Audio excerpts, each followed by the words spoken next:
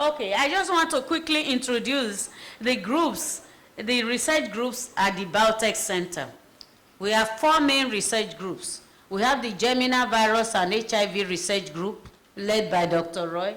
We have the molecular plant virology group, led by Paula Tennant.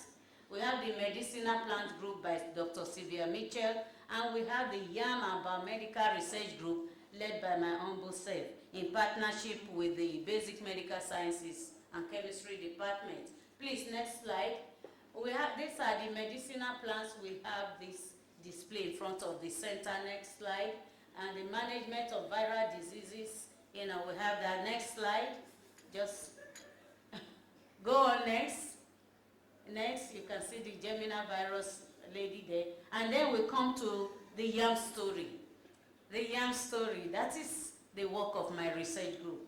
And in this Yam Story, we have gone from farm to finished products. Our team has addressed farm to finished product. Right there, you have some of our products in display. Next slide. Next slide, please. When we say from farm to finished product, how did we get into yam farming? Because some years ago, there were this problem and threat to yam export, and yam, export chances missed. So we were set to apply our knowledge to solve this problem. Please, next slide. And this is one of the problems. Our yam tubers, when you cut them, there's a black hole in the middle. The outside is very beautiful. So we were set to address this. Next slide.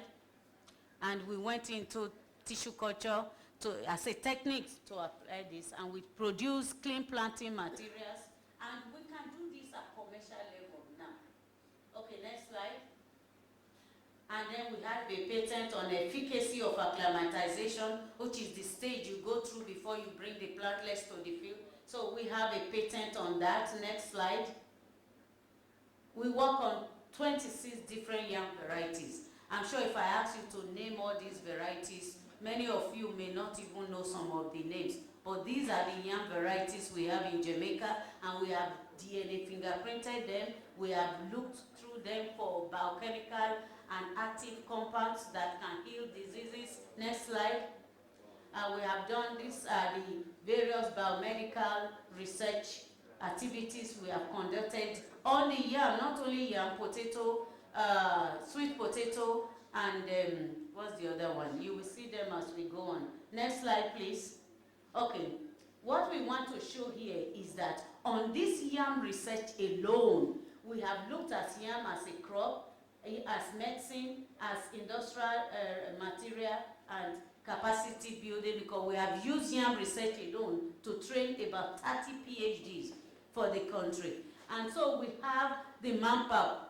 In presenting this, I'm showing you the areas that are needed for agricultural boost, manpower, capacity building. I'm showing you how we have used yam research to achieve all those in the direction of boosting agricultural sector.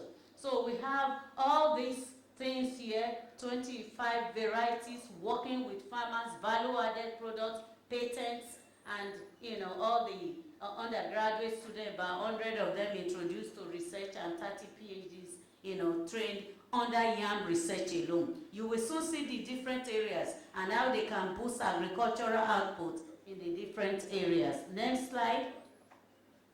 Here, this is tuber tonics to tablets, nutrients to nutraceuticals. We have done this with yam biomaterials. We have produced all these products that you are seeing. So product development is an angle that boosts agricultural development. We have shown a model using yam research. Please go on to the next slide. Some of our products that we have been displaying at different conferences. Moringa is another one we try to use. And the next one, please. These are the moringa bars. These are medicinal. These are not just bars to give you a nice feel in the mouth. Inside are bioactive compounds that take care of diseases like diabetes, hypercholesterolemia, and we have tried to delve into cancer. These are results, just to tell you we are working at high-tech level. These are results that are sellable. How is this for selling? Because this shows that yam extras can reduce blood lipids considerably and fast. The next one. And we have a theme that addresses waste. We also use our technology to solve problems like ethnic peel waste that were blocking our riverbeds. So we extracted from ethnic peel a material that can take care of hypercholesterol, and that was patented in the US. And this happened to be the first patent, US patent granted to UWI. And this shows that this is marketable.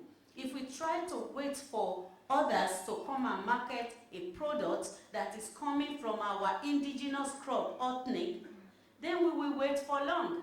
So we need to generate and boost investment in our own crop, by our own self, in our own land, and then reach out to other nations. The next slide, please. This is Jamaican. Thank you. This is Jamaican bitter yam.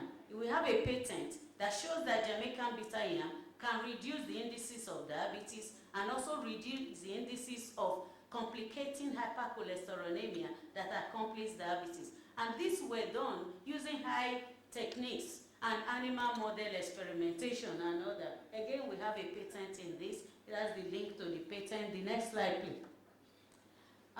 This is efficacy of acclimatization. You know why there's problem in taking tissue culture plants to the field? Because when they get to the field, they die. You've grown them in tissue culture and in the lab, petting them. When they go to the wild field, they die. So what we did was to set up a biochemical marker. When we assay this marker randomly in a collection of tissue culture derived plants, and it is at a certain level, then we know they are ready for the field. And this promotes the marketability of the process. So it's available for business development.